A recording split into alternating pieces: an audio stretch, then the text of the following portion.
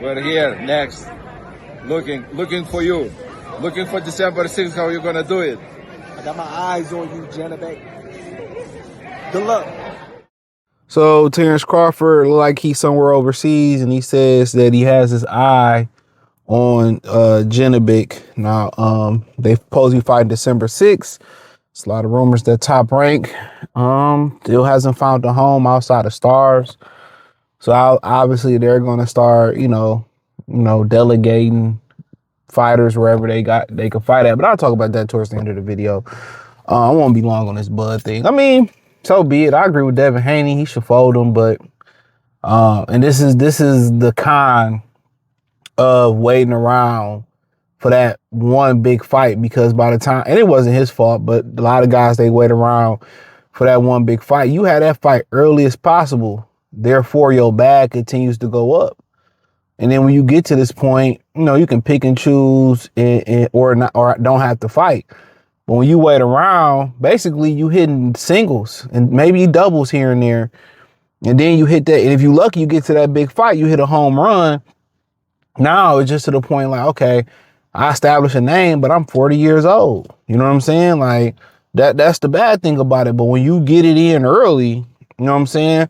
When you get those fights early and often, you get those big fights early, you able to continue to enjoy and still be young and get the bag. But I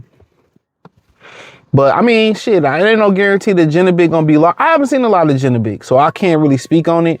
But Lars is a very crafty guy, 42 years old, maybe more closer to 50 than 42. If you know, you know. If you don't, you don't. I'm not gonna explain it. But Lars tough. Lars tough. I seen Janibek having issues making weight. Lara comfortably makes weight. I think he really probably could still make 154 pounds. So actually, it's kind of really good to see a Lara before you fight a Terence Crawford. And not only does he have to beat Erislandy Lara, he has to be impressive. But once again, it's a low-hanging fruit fight. It's a legacy fight for Bud.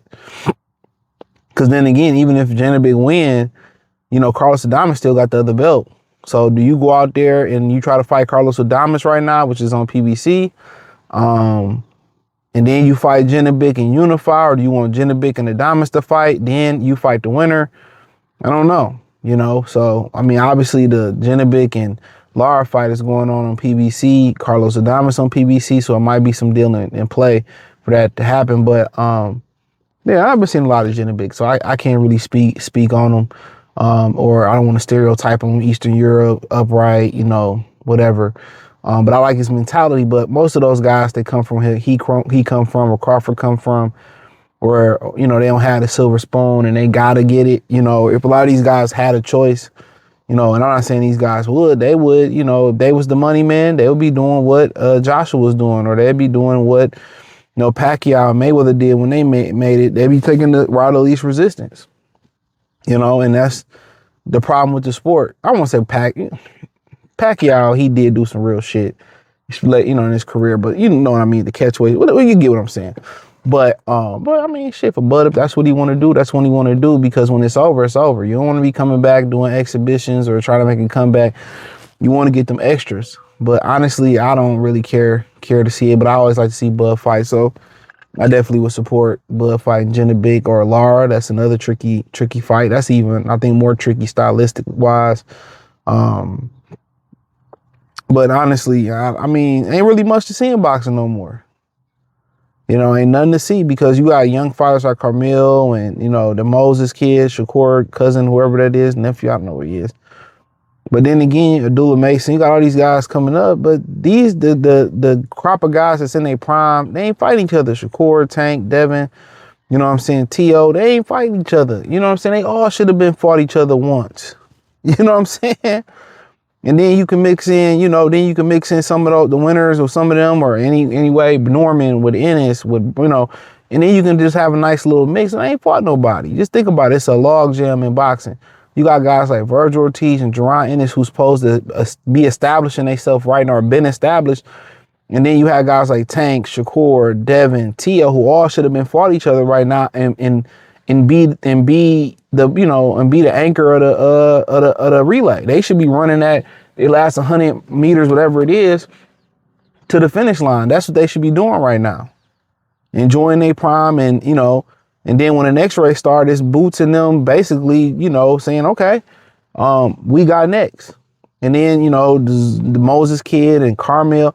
But right now, nobody's established as I'm here. All the guys that says I'm here, either they on their way out the door or they dying trying to get it. You know what I'm saying? Like, Wilders and Joshua's, and guys that's done it who pretty much should be going out the door. Canelo, Terence, Usyk, Arrow. You got the guys right there in that gray area, the Charlos. It's time, really they should be, gone. They should be gone. They should be gone, leaving right now. And now the new established guys are the guys that's supposed to be where Crawford them at is Tank and Tio and Shakur and Devin. And they all should have been fought each other. It should be an established guy. Or guys, depending on who win and who lose. That's what it should be. That's exactly what it should be, but they ain't what we got. That's exactly what it should be. It should be an established guy.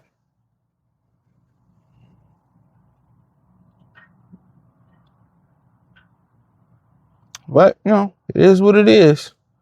But it's talking about the top rank thing. Shit, it is what it is.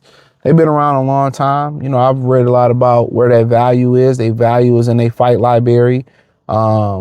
Remember, De La Hoya and them didn't go to and have a home. That's fighting on Facebook Watch. People forget that. But they fight. They capital or they value is in a fight library, in the gym they own in Vegas, and real estate that they own. That's the most important thing. That's their biggest asset, more so than the fighters. And this is what happened when they don't work together no more. That's why I say I hate that Turkey came in and did what he did. He could have got it for the LO. He could have got it for the low. Cause they feel like, y'all networks are not overpaying. When this economy is doing what it's doing, them networks cutting the fat. And the one thing that always get cut in America is always something to do with black. That's the first thing they always cutting. Black and poverty and black. That's one thing anything that's black and positive that they give us or that they fund, they always cut that shit. That's the first thing to get cut.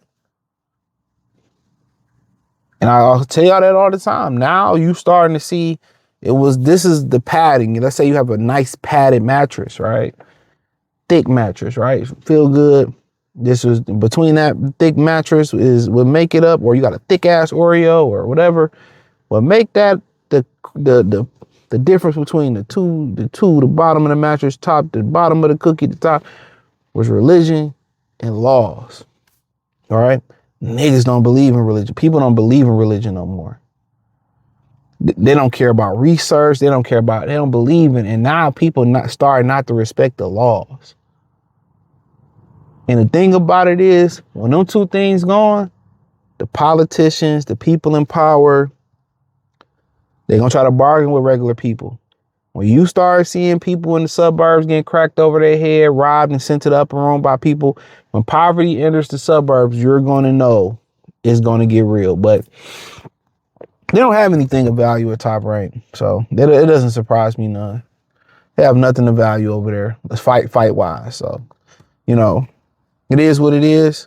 They had time to work with each other. They didn't work with each other. Now they want to work with each other. It's too late. Their prime TV date is running out. Bob don't have a deal. PBC ain't gonna have a deal. And at some point, the zone is gonna run dry. They have nothing you want to see. They're gonna leave America and probably stake claim over there in Europe. But they have nothing you want to see on the zone. A bunch of fights that doesn't appeal to us. So when you start seeing they marketing into Joseph Parker and they pushing shit over to Saudi Arabia, and they're no longer marketing boxing to Americans by putting fights on at 5:00. Think about it. Even when they do them Saudi fights, they make sure that it's prime time for the most part in the UK. They don't give a fuck about America. That's just the honest truth. So when you start to see that they not catering towards fighters and fighters gotta travel, to the UK, travel. They get, and a lot of them fighters today, y'all responsible for exactly what's going down. Y'all all had, let me get mine. Y'all let these promoters divide y'all, and the promoters don't have the network's money no more. You know, they gassed y'all fight, y'all head up. They gave y'all bad advice. Fuck the fans. That was your advice. When you chose not to fight the best, and now y'all getting, oh, it's a wrap. If it wasn't for Turkey, bro, it'd be a wrap. Who knows if Turkey checks hitting like they say they hitting them.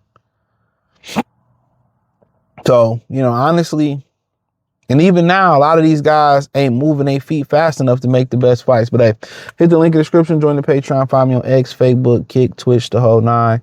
You can find me everywhere. I appreciate y'all for supporting the channel. Everything's like the link tree, the Patreon. Peace.